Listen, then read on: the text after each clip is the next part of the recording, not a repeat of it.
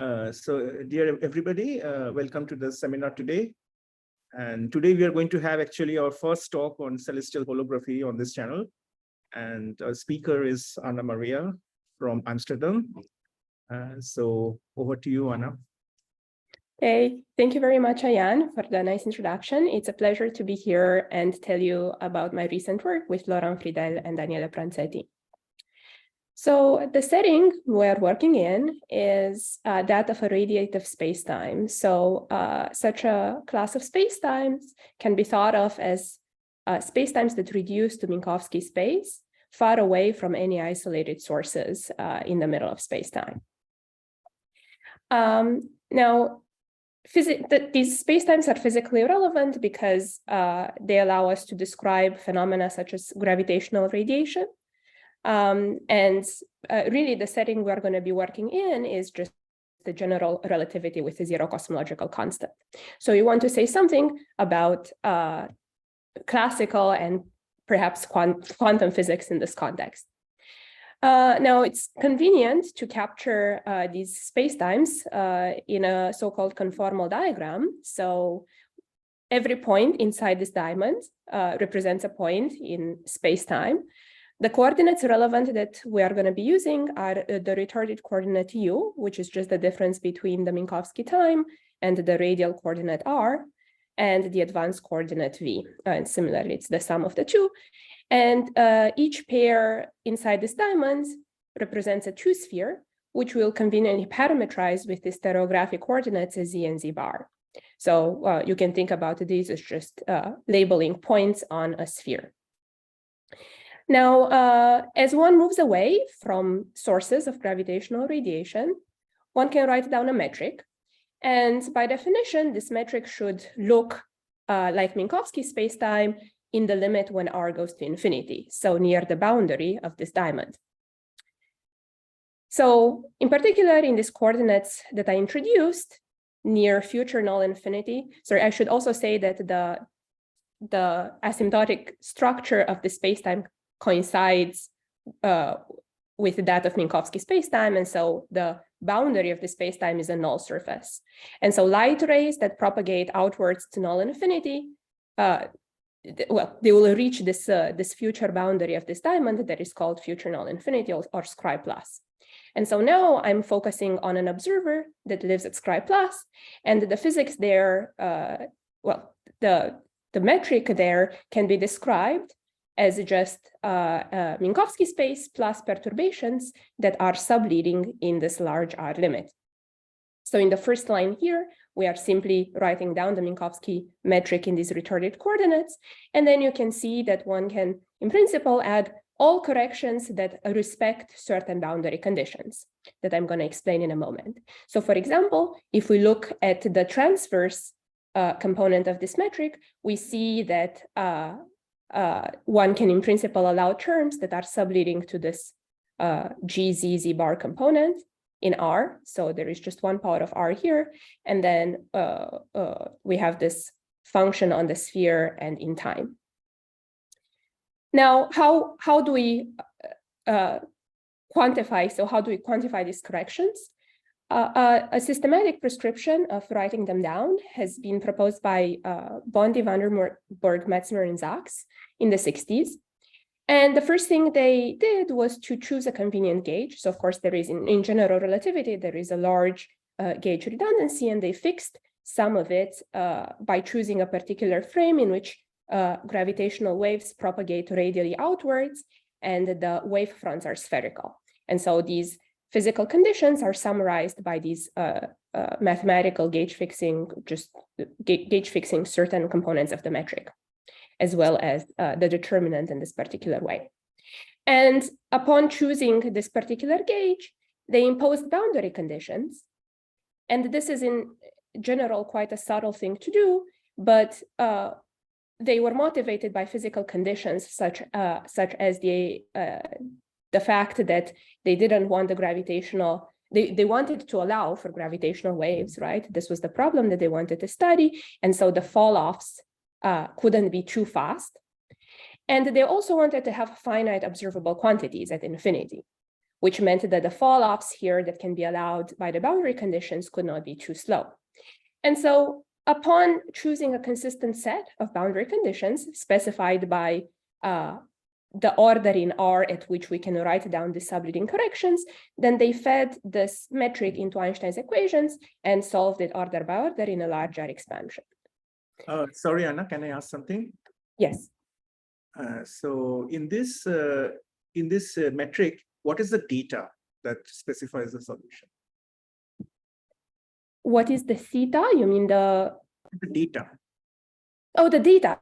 Sorry. Yes, exactly. So I was going to say this in a moment, but maybe let me just let me say it here. So the initial data. So it turns out that subject to the boundary conditions that they imposed, in this particular gauge, the initial data consists of basically this function CZZ that is a function of time and a function on the sphere. So this is so-called the shear function, and you have the freedom of specifying this function at scri minus or at scri plus. And then your evolution equations will allow you to, in principle, deduce what the data is in the far past or the far future, depending on where you specify this data. Now, this question is a little bit subtle because, as we will see in a moment, there are a bunch of symmetries that kind of make this initial value not well defined. So we're going to comment in a moment. But if you just look at Einstein equations and you plug this metric into Einstein's equations, you're going to find that these dots subject to, well, you can solve consistently order by order in a larger expansion for subleading components of the metric. So here in the dots, if you know what these functions CZZ is at scri plus or at scri minus. Okay, thank you. Yeah, thanks for the question. So just to illustrate this, what I just said now, one can write it down. So one can feed this ansatz into Einstein's equations and look order by order in a larger expansion at what one obtains. And it turns out that if you look at the UU component of the Einstein equations, you find it's the leading non-trivial order in a larger expansion, an equation that looks like this. Now, this actually tells you that what I was trying to say before, that once you have specified, once you have the stress tensor specified, then you can determine, for example, well, once you have the news specified, which is just defined to be the time derivative of the shear component, so they are related to one another. In this particular way, one can solve for this component, for this body mass aspect MB. So once you know this NZZ and this TUU, then you will know what MB is. And similarly, one can continue writing down both subleading corrections to Einstein's equations in a larger expansion, as well as look at other components of Einstein's equations, and one will find the corresponding terms in this dots to be determined again by these, by basically this news function. Sorry, I have one more question. Clarification. Yeah. So how do we see there are enough number of constraints? Because we should have D constraints, right? I mean, if it's we have indeed, yes, indeed, there will be D constraints. So okay, to be very careful, I was trying to I'm just swiping a lot of things under the rug. So really what you want to do is to, first of all, you want to solve all of the components of the Einstein's equations except for the UU, UA, and AB ones. So you solve all the ones that involve this radial evolution, and that is going to give us an ansatz for this metric that is already going to be like more constrained than what you can naively write it down from the very beginning. And then you have these constraint, well, technically the constraint equations are just the Einstein's equations obtained by dotting the normal to scri plus into the Einstein tensor. And so one of them, the GUU1, is going to be this, but you're also going to have the other ones that you're talking about, and those are going to just give us information about the subleading, this evolution. So here we see that the UU component gives us information about the evolution of the body mass aspect, and we're going to see later, actually, I'm going to talk about this later as well. We're going to see that the evolution of the angular momentum aspect and so on and so forth are going to be determined by the other constraint equations. So we are taking into account everything. Okay, second question. This MB is a function of only U or is a function of Z and Z bar too? And it's a function of, here in this particular equation, it's the body mass aspect, which means it's also a function of a Z and Z bar. But you get the body mass by integrating over the sphere. Typically, right. One obtains the body mass by integrating over the sphere, but here I'm allowing for angular dependence. So if we look here at the metric, we are allowed to write it down. We are just doing an expansion in R of the metric components. The coefficients in that expansion, they are allowed to be functions of both time and the transverse coordinates. Okay, but then this equation alone cannot determine MB. There will be some more data that is there in MB, right?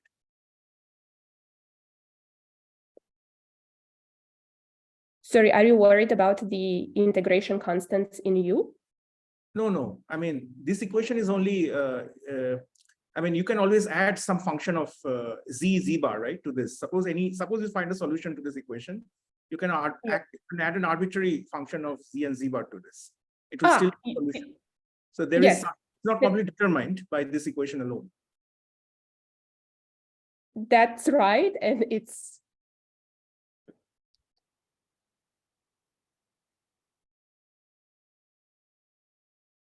yes, but this has to do with the boundary. Like you additionally have to impose, so this is a subtlety that you additionally have to impose. It's actually not naively, one would say that it's sufficient to just specify the news at, say, scri minus or scri plus, but you actually also have to specify a collection of integration constants, right? You have to fix the value of MB at one of the boundaries of scri plus and scri minus.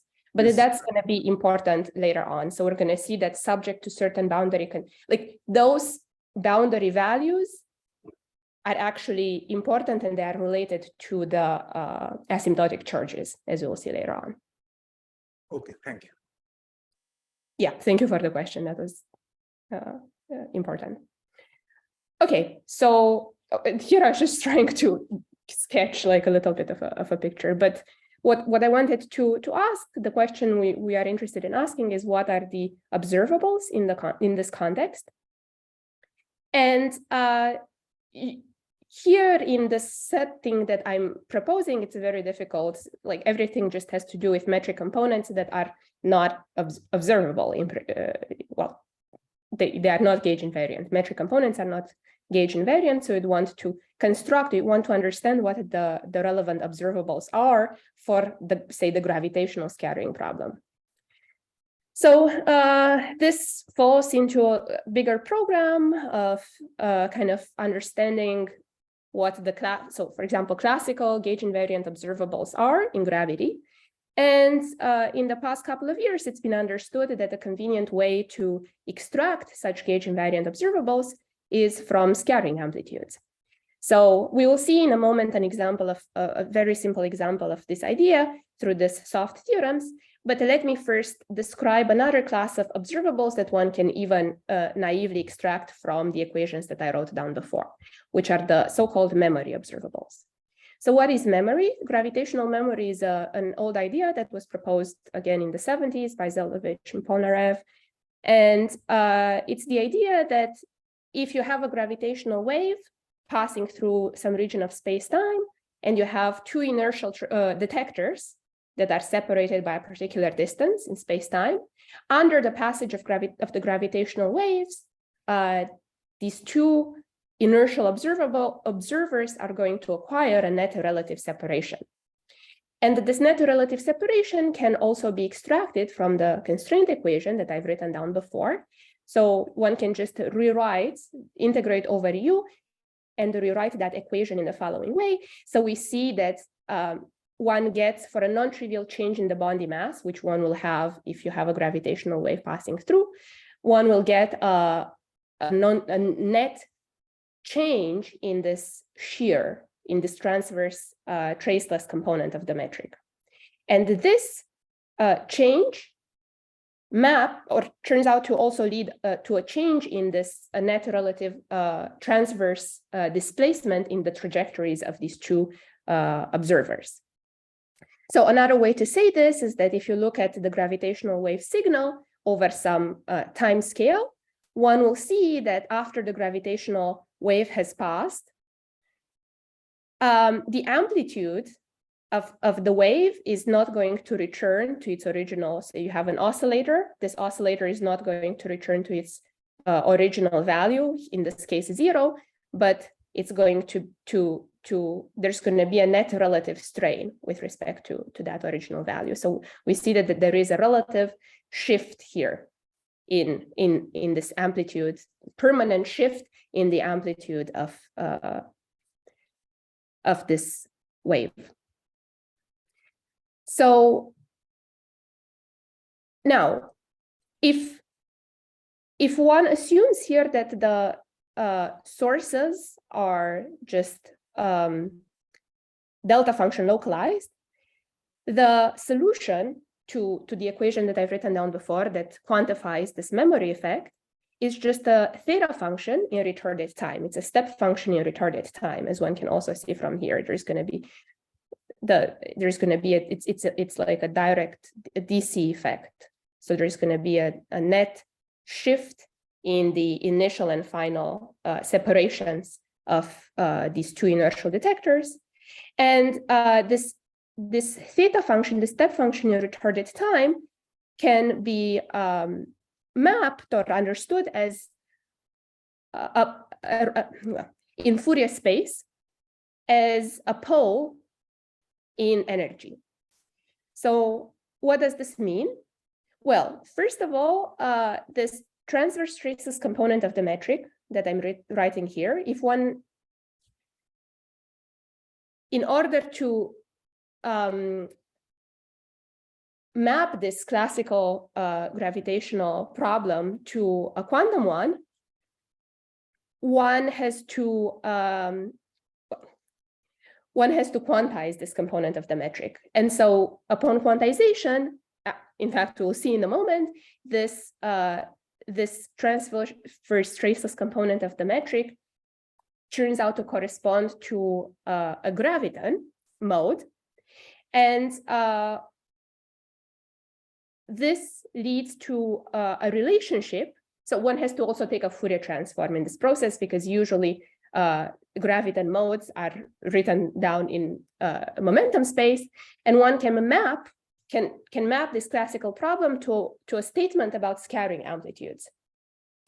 So at the level of the scattering amplitude, what this step function in time means is that if one looks at the scattering process that involves the emission of a graviton, then in the limit of when the energy of this graviton becomes very small, the amplitude develops a pole in energy.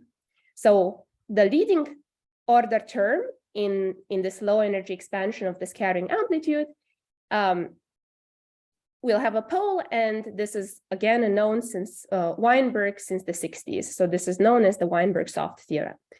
And the coefficient here is fully determined by the momenta of the external particles and the angle at which the graviton propagates.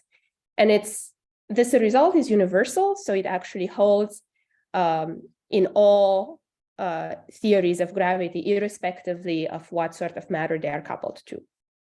And it's also a result that persists in other gauge theories. So in any theories with massless particles, there's going to be such a soft theorem. So we see, so the Fourier transform relates these two, the memory effect and the soft theorem, but there is yet another relationship in between these two things, which is a relationship given by conservation laws, so by asymptotic symmetries of space-time. So this was realized by Strominger about 10 years ago. And the idea is that one can recover precisely the soft theorem from a conservation law associated with the asymptotic charges in gravity. So now, naively, you would think that the asymptotic charges are just kind of trivial. They are just the Poincaré charges, because we just said at the beginning that asymptotically flat spacetimes are spacetimes that reduce to Minkowski space at infinity. However, it turns out, and this again was found in this analysis by BMS, is that these Poincaré symmetries actually get enhanced. And in addition to the naively expected translations, rotations, and boosts, one also gets angle-dependent translations in the null direction that are labeled by a function on the sphere. So the charges associated to these so-called super translations are integrals of the Bondi mass at the past or future boundaries of scri plus and scri minus respectively against the function on the sphere. So one can write down some charges of this kind, and then again use the constraint equations that I've written down before to rewrite them, to rewrite these charges as a linear combination of a piece that depends on this memory like observable, or the memory effect, and a piece that depends on the net stress energy in space-time. So this is a term that is linear in the gravitational perturbations, and this turns out to be a term that is quadratic in the gravitational perturbations. And taking a leap of faith, if one just takes these charges and assumes that they are a symmetry of scattering, namely that they commute with the S matrix, what they turn out to imply is precisely the soft theorem that I showed before. Now, there is an additional relation.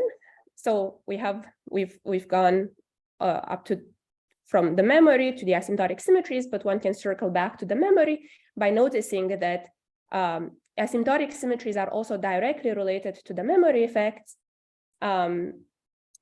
through a so-called vacuum transition. So the idea here is that these super translations, they induce shifts in the asymptotic data, so in this shear at infinity, that take this particular form. And so what this is telling us is that if an observer is in the vacuum at very early and very late retarded times, in that the associated News function vanishes, everywhere outside a finite region of scri plus, where the gravitational wave passes, then the shear function, so the News vanishes, but there will be a change in the shear function between the early and the late retarded times. And this change is precisely given by a super translation. So it's quantified by a super translation. So we have this sort of triangle or set of equivalences between these three naively unrelated effects. And one can so ask, what are the implications of these connections for classical gravitational observables?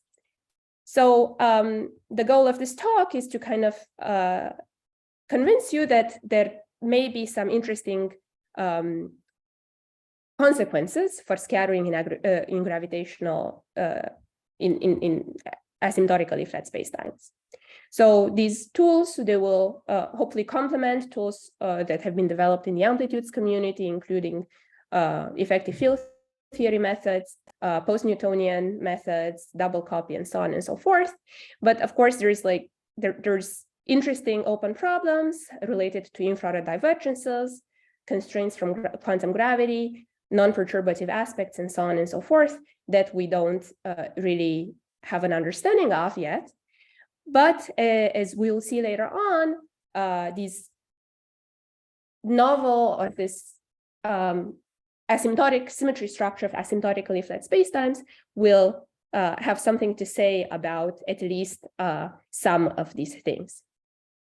So now we will see that there is a rich we've seen an instance of the asymptotic symmetries of space-time through supertranslations, but we will see that these are just one out of many other symmetries that exist, and they are associated with a whole tower of soft theorems. And we will kind of see that these symmetries are actually hidden in the usual formulation of scattering amplitudes, namely in the usual perturbative formulation of scattering amplitudes.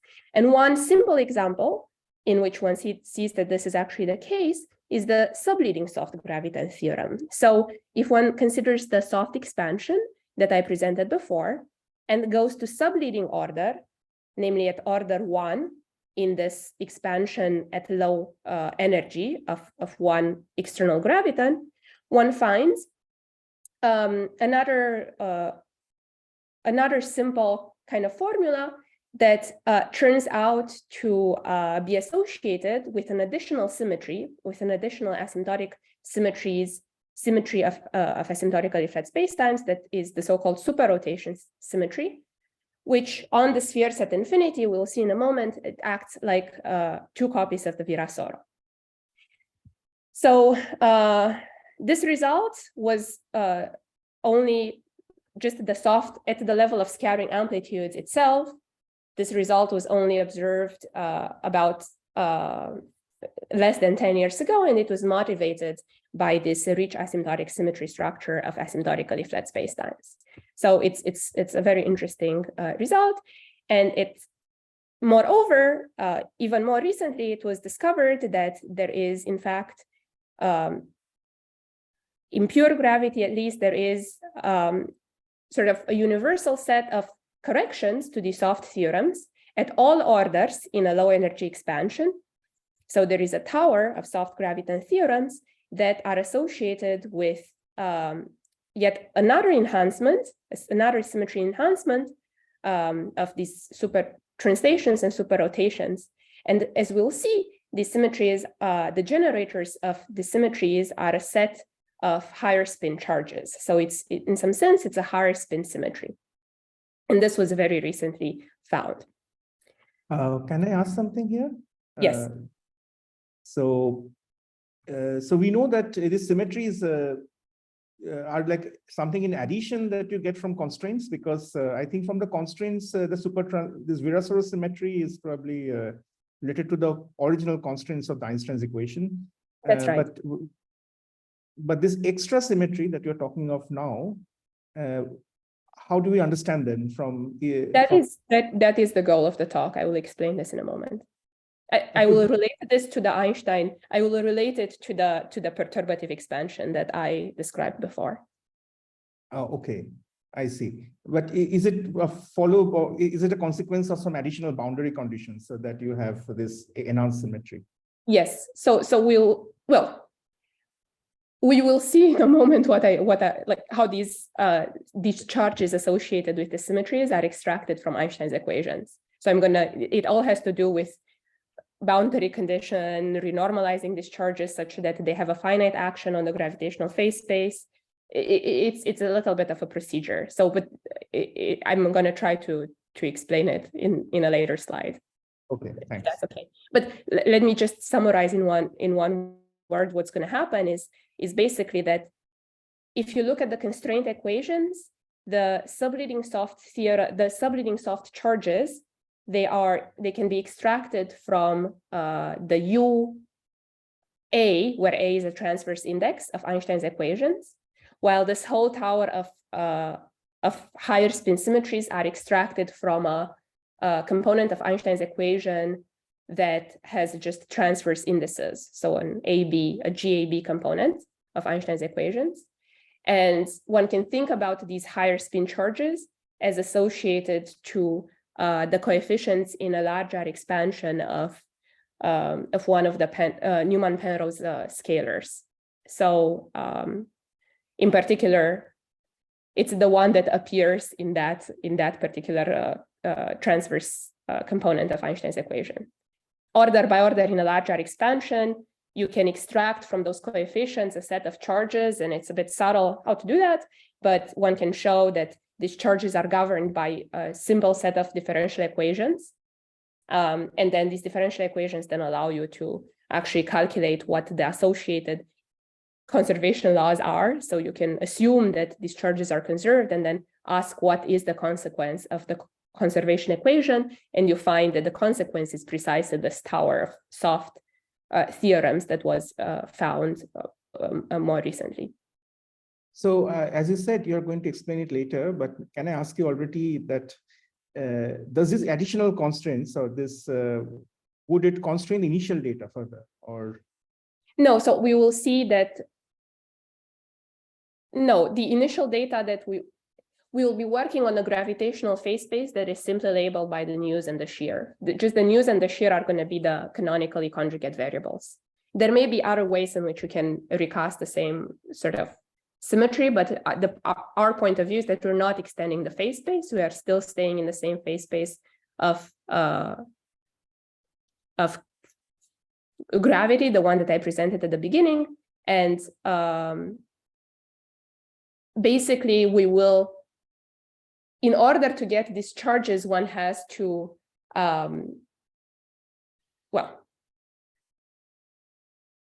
these integration, these charges will be associated with, you have to impose, we are assuming that this what should I say? Maybe we can discuss this when I have the equations on a different slide at the end, but we are choosing some boundary conditions at the future and the past boundaries of Scri plus, such that these equations uniquely determine a set of charges provided that the news and the shear are specified. So we will see later on that all of these charges, they are precisely the news under certain conditions, the news and these charges are completely equivalent, but you have to impose some boundary conditions and you have to, I'm just jumping ahead. It was, yeah, I was trying to explain this in like a few slides, but I'm not sure if. Yes, okay. We can come back to this later. Yes. Okay, thanks. That's great. Okay, so before that, let me just say 2 words about the celestial amplitudes. So it's this reformulation of the scattering problem in terms of a problem that lives on a sphere at infinity. So in the same setting before, if one considers scattering in 4-dimensional asymptotically flat spacetimes, this is the main observables in this context are scattering amplitudes. And typically one computes them in a momentum space basis. And so scattering amplitudes are typically functions of n external on-shell momenta. So I'm going to restrict my attention to massless scattering, in which case the momenta will be just labeled by an energy and an angle or a point on the sphere. So we have functions of n such on-shell momenta. Now one can trade the scattering amplitudes in momentum space for observables that live on the celestial sphere by a so-called Mellin transform. So a priori, the scattering amplitudes, each asymptotic state is already associated with a particular point on the sphere. The only difference to an observable that lives on the sphere is that we have this additional energy label that we are carrying around. But this energy label can be traded for a scaling dimension by doing a Mellin transform. Why are we calling this a scaling dimension? It turns out that this transformation, what it does for you is to trade the momentum eigenstate for a boost eigenstate, and namely a boost towards this particular point on the sphere. And so this delta that appears here becomes an eigenvalue under this boost, which from the perspective of the celestial sphere is the same as a scaling dimension. So we have traded scattering amplitudes in 4 dimensions for 2-dimensional correlation functions of operators inserted at points on the sphere and labeled by a scaling dimension, just like in conformal field theory. And there's going to be additional charges. If you have, for example, spin and so on and so forth, there's going to be additional labels on these operators. Now, In this formulation, what one effectively is doing by taking this Mellon transform is to trade the plane wave basis for a basis of so-called conformal primary wave functions. So if you take the Mellon transform of a plane wave, you arrive at some function of this null momentum P and the space-time coordinate X. And one can basically show that the celestial amplitudes are nothing but just time-ordered correlation functions in the bulk, evaluated with these conformal primary wave functions instead of the usual plane exponential, just plane waves. And so what one can see, and this was shown a couple of years ago, is that while the set of plane waves form basis for asymptotic scattering states, the conformal primary wave functions, they also form a basis, provided that these dimensions take the form, in the particular case of four-dimensional bulks, 1 plus I lambda, where lambda is a real number. So we have traded the continuum of energies that a particle can have for these continuum of imaginary parts of these scaling dimensions. But what I want to say in this talk, it's going to be important to actually notice that most of the interesting operators, they don't have dimensions that lie on this series. But instead, if one considers just the simple translation on these operators, one can see that the dimensions are shifted by 1. And so already we can see that translations actually shift the dimension of an operator to not be of this form before. And more generally, if one considers what soft gravitons, for example, would map to in a conformal primary basis, one will see that they correspond to operator insertions at the negative integer dimensions.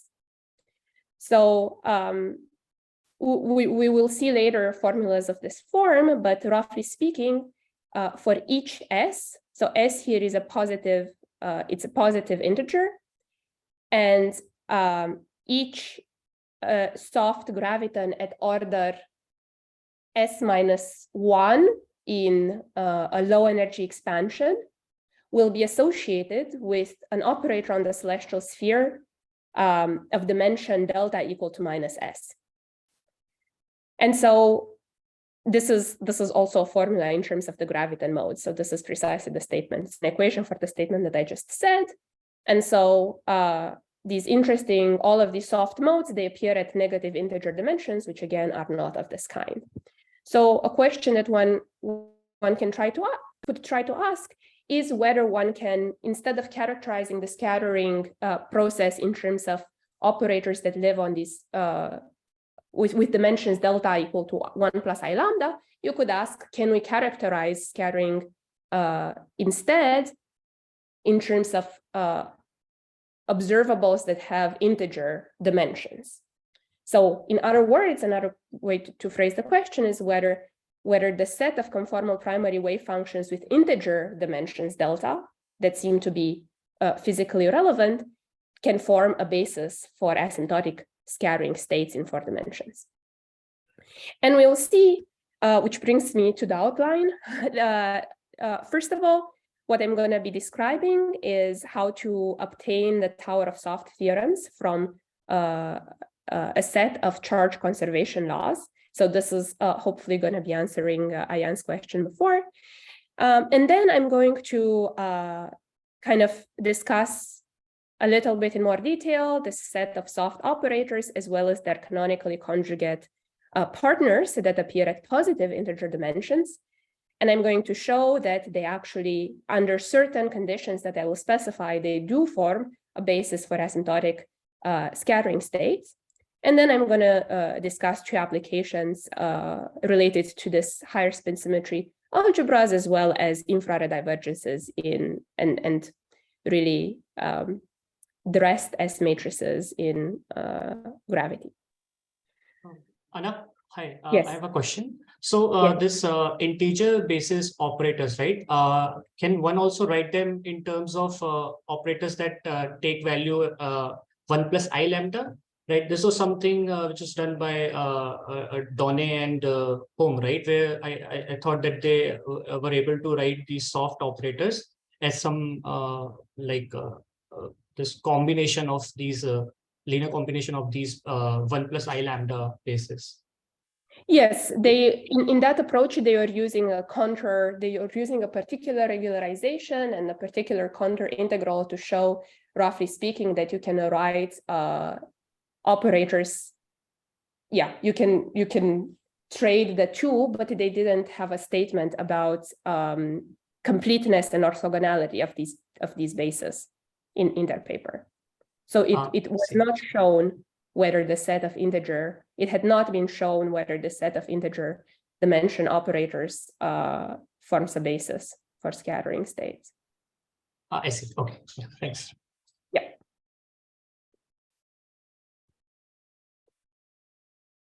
Okay, so now, so the first thing I wanted to discuss is the relationship between the Tower of Soft theorems and Einstein's equations.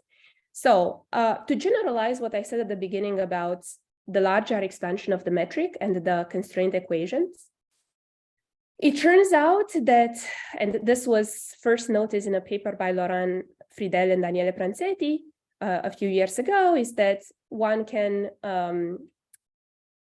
reorganize these asymptotic Einstein equations in terms of not metric components, but rather objects that are built out of metric components in such a way that these BMS symmetries are respected. So in particular, they proposed that one should not write down Einstein's equations in terms of just these components in a larger expansion, the things that you would naively get by order solving Einstein's equations and so on and so forth, but rather combining particular components in a larger expansion in such a way that they respect the symmetries. And once they did that systematically at the first orders, so they found an analog of the mass aspect that transformed nicely, and they found an analog of the angular momentum aspect that transformed nicely. And they also looked at the component at this. So the two were associated with the UU and UA components of Einstein equations. But what they also observed is that you can also extract a nice equation for the transverse traceless component, for a particular transverse component in the metric. So you can think about it as just a sub-leading order in a larger expansion of the transverse component of the metric, of the graviton in some sense. And so by finding these quantities, they showed that Einstein's equations actually collapse into something very simple, at least to the first orders that they had checked. And for S, in particular for S equal to 0, 1, and 2, they explicitly showed that you can rewrite Einstein equations in the simple form. So here, let me just unpack this quantity. So QS0, so Q0 was just related to the complex mass aspect by just a particular shift. Then Q1 was related to the angular momentum aspect. And QS equal to 2, as well as the full tower, extending this QSs for all integer S's, they were associated to transverse traceless, to the transverse components of the metric in a larger expansion. Or if you want, you can think about it in terms of the Newman-Penrose scalars. They correspond to an expansion of psi 0 in order by order at large R. And so there are corrections to these equations, but there is a simple kind of phenomenological, you can see that you can extract, if you ignore these corrections in a systematic way, one can extract a tower of differential equations of this sort. So here, this big D is just a derivative on the sphere, and this inverse d by du is an integral with respect to u. So you can also rewrite this as d by du of qs is d qs minus 1 and s plus 1 divided by 2c qs minus 2.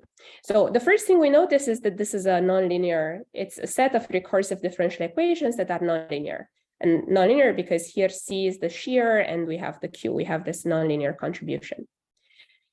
Now, however, one can solve these equations by, well, first of all, this tells us that the charges, the resulting, if one were to solve for these charges at each level S, you would find a very nonlinear expression. And in particular, one can take this QS and expand it order by order in the number of fields it contains. So in particular, the charge at level S will contain up to order S minus 1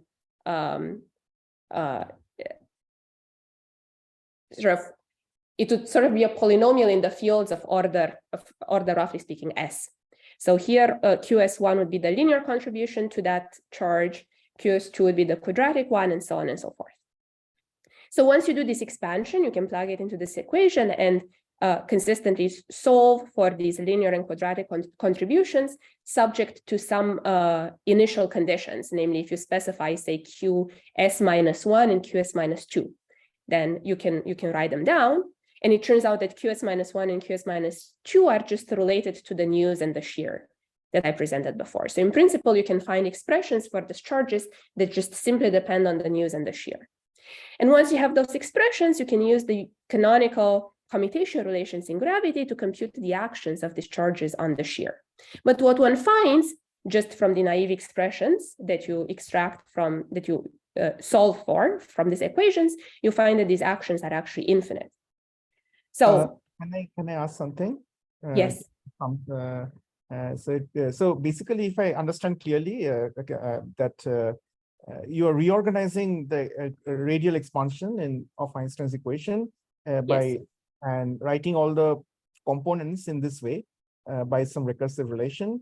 But what is confusing here is how you are getting this higher spin structure, which is because the Einstein's equation itself has only 2 indices. So yes, that is a great question. So the way you get you never have, so these charges, as we'll see later, they're not particles of higher spin, so they're not associated with fundamental objects of higher spin, but you can always obtain objects that have effectively higher spin by acting with derivatives on the sphere on your graviton, for example, on the graviton modes. Charges will actually have a higher spin. They are effectively higher spin charges, but they are still built out of a 2-index tensor. But you can always act with more and more derivatives on it to create a higher spin object. Does that make sense? Yes, I understand.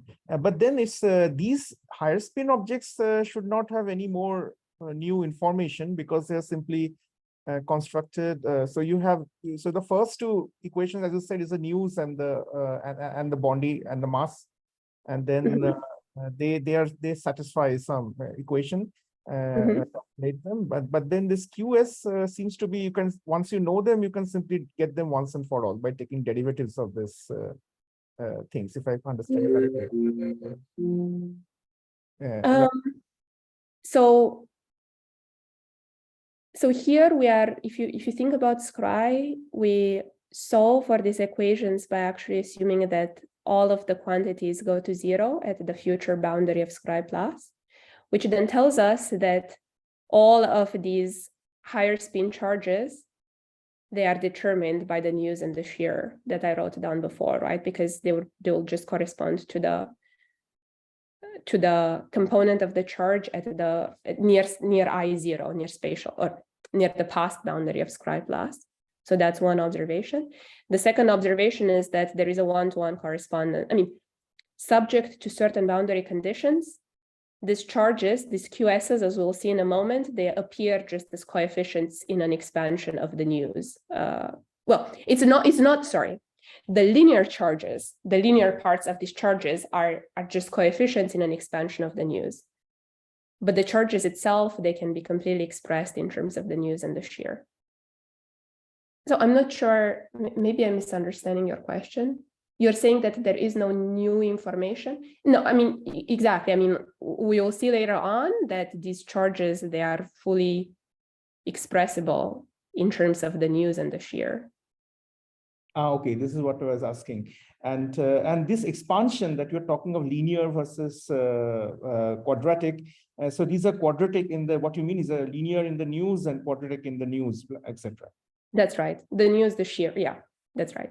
News and share. Okay, thank you. Thank you. Okay. Yes, thank you. Okay. So, yeah, so the main results that I wanted to sketch, although I see I'm out of time now.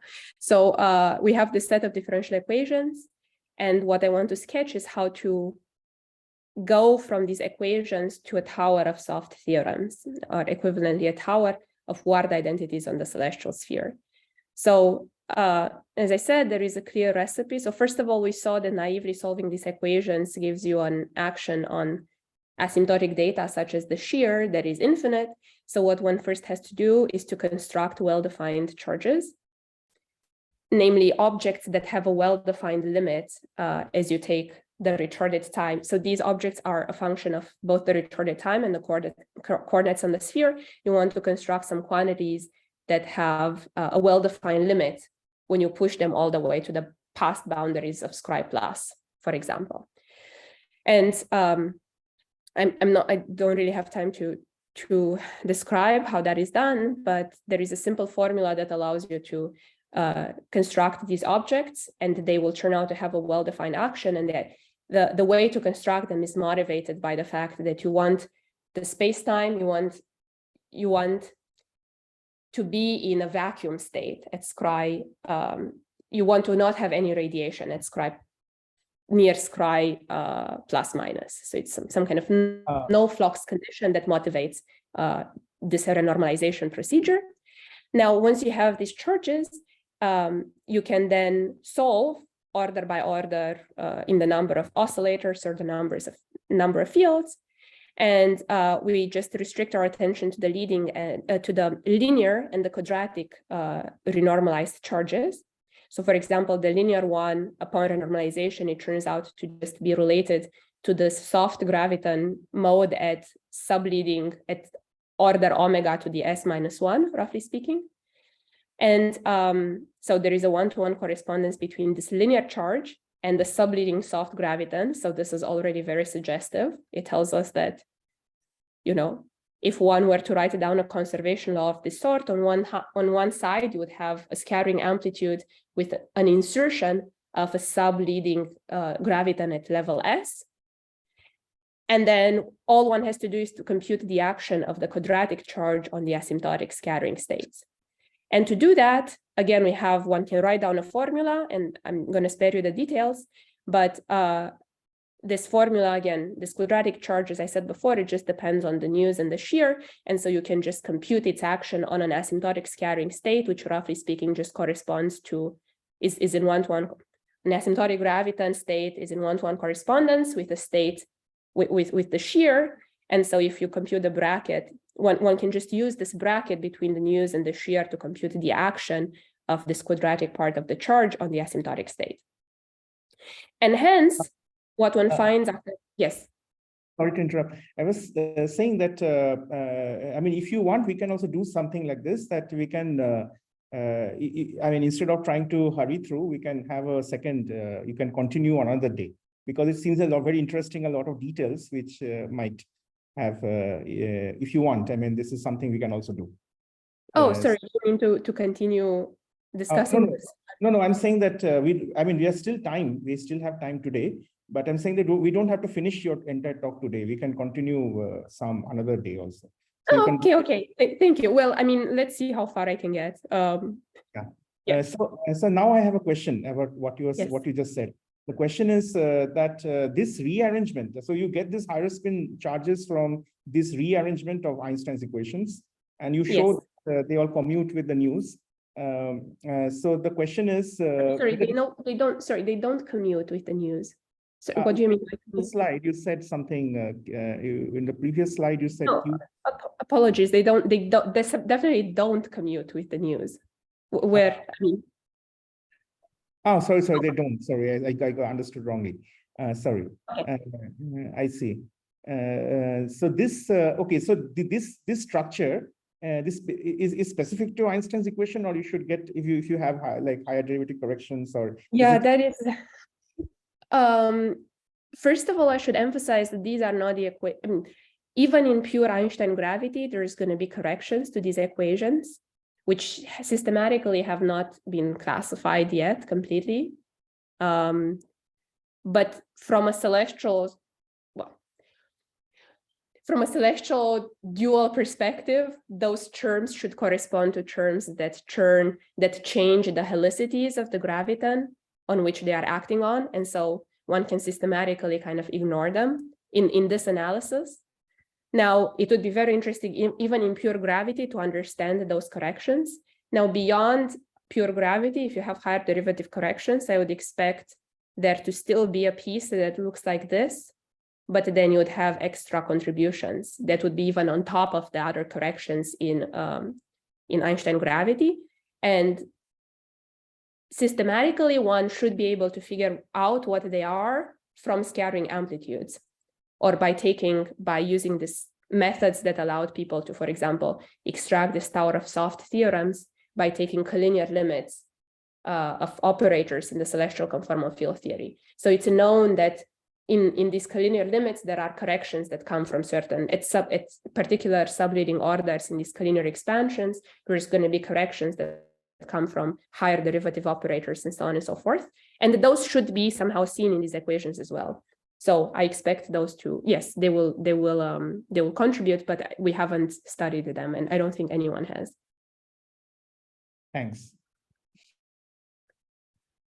Okay, so hopefully, okay, there's sort of a lot swept under the rug, but hopefully it's kind of the gist is clear that one has the set of equations, one can construct some charges, and then one can kind of assume that they are symmetries of the S matrix. And then by assuming that these charges commute with the S matrix, then one arrives at a formula that turns out to correspond to a sub S leading soft theorem. So a particular insertion of a sub at particular order graviton in the scattering amplitude. So now you may ask me, well, how do you know this? Because it's very difficult in principle to find this full expansion. And I should say that this has been, this expansion can be extracted, and it was extracted from collinear or celestial OPE limits of insertions of these operators that correspond to the particular subleading modes of the graviton in a celestial amplitude. So one can consider these collinear limits and resum the contributions from all of the conformal descendants appearing in these operator product expansions, and that allows you to actually guess, or like not guess, but rather find what those soft factors should be, at least their leading components. And this equation precisely reproduces these formulas that were extracted from the celestial OPE in these works before. Anna, just a question. So if I'm not wrong, this work that was done by Strominger, Pate, and Guevara, so what they do is they take Z and Z bar as independent there, right? It's like a complexify coordinates, and then they they bring two of the points closer, and then they say that there are a bunch of towers of soft theorems. But these are like chiral, right? These are chiral soft theorems. So basically, these are either positive helicity or negative helicity, depending on what you are doing. So, I would assume that I would think that in order to find these from the bulk, like R1,3 gravity, right? That's going to be some issue, right? Regarding whether solutions are complex or real, because like if you set one part of the, if you want only positive helicity, then you have to set one part of the New's tensor to 0 to see like whether there are some chiral gravitons. So like what can you say anything about the solutions that these corresponds to in the bulk R1,3 gravity, like the Einstein gravity? So let me just say, so these charges that I've written down here to obey these equations, there are actually two sets. There are the Q's and there are Q bars, and they correspond to positive roughly speaking, they correspond to the positive and negative helicity gravitons. And I agree with you. We are not setting like one of the two to zero. However, we are restricting our attention to the equations that govern the evolution of just one helicity charge.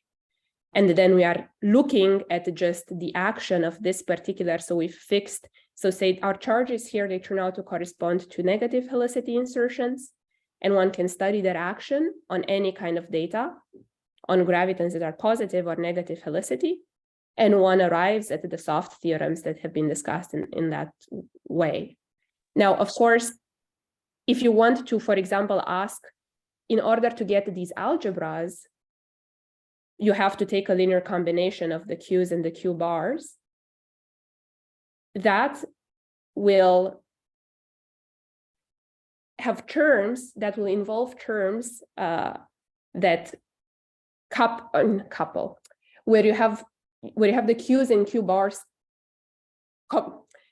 where you have commutators of the Qs and the Q bars. So here we are not considering those commutators, but nevertheless, I mean, these equations, you can still, you can systematically, I mean, if you just look at one particular, you can only separate your asymptotic metric into positive and negative helicity components, roughly speaking, and can always look at the equations and that these charges, I mean, there are going to be dots, there may be in these expansions charges that involve the other helicity operator and so on and so forth, but one can always truncate those well, one can always truncate them, maybe that's a strong statement, but we believe just through this connection to the soft theorems that one can truncate those charges in this the equations in this particular way, which allows us to extract either positive or negative helicity charges, which do give rise to the soft theorems presented before. But I do agree with you that it's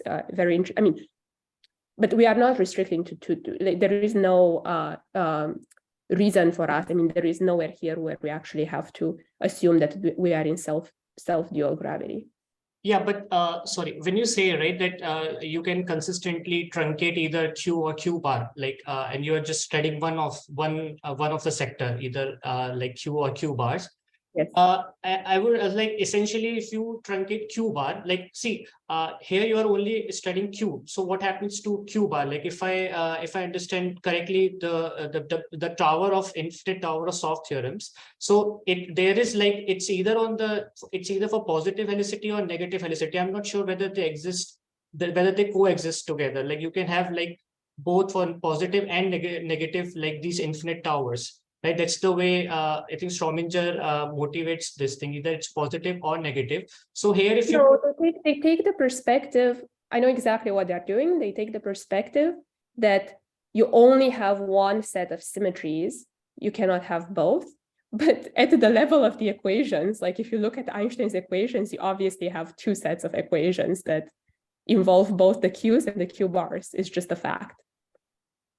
And you can always focus. What they are doing is basically say, let's just set the actions of the other ones to zero, or like whatever you want to say, and just restrict our attention to one of the sets. So you can, if you wish, you can consider what we are doing to be sort of the same, but I'm just saying that there is an additional, there are two towers of equations, one for the Qs and one for the Q bars. There's going to be other contributions in both of these equations that will involve the other helicity charge. And this is going to lead to all sorts of other issues that appear also in the celestial CFD when you consider both helicities. But it doesn't mean, I mean, that they are there. No, sorry, but if you consider Q bar to zero, you're essentially saying it's a complex solution, right? Because let's say Q bar 1 will correspond to like NZZ bar, and that you are probably sending to 0. So sorry, first of all, I apologize again if I said that we're setting Q bar to 0. Oh. I never said that.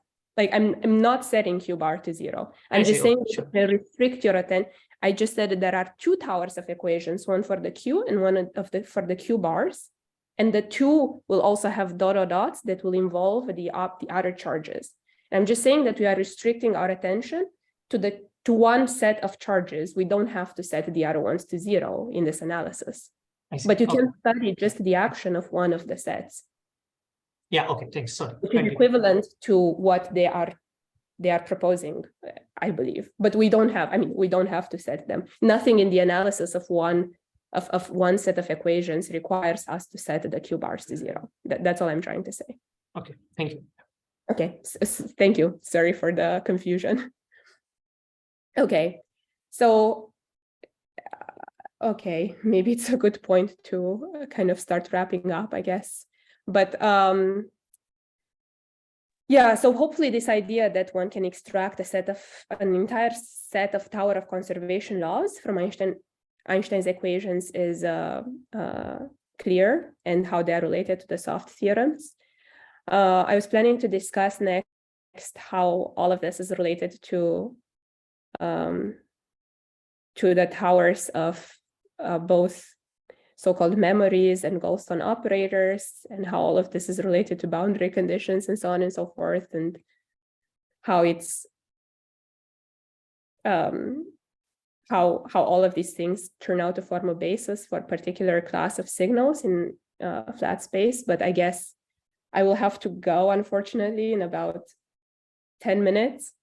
So I'm not sure if I should proceed, or if we should stop here or wrap up, or maybe we can continue another day. Is that okay? That is because if it is a good point to stop, then we can stop here, and then we can fix another day to continue.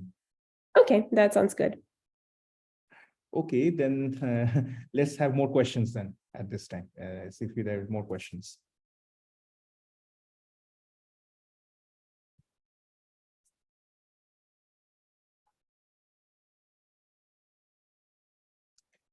Okay, if not, then it's better we perhaps continue on another day. It's very interesting. Thanks for this, giving us this nice introduction, and also so maybe we can continue another day and learn. Thank you so much. Yes, that sounds good. And thank you so much for all these questions. It was super, very engaging. I really like that. Okay.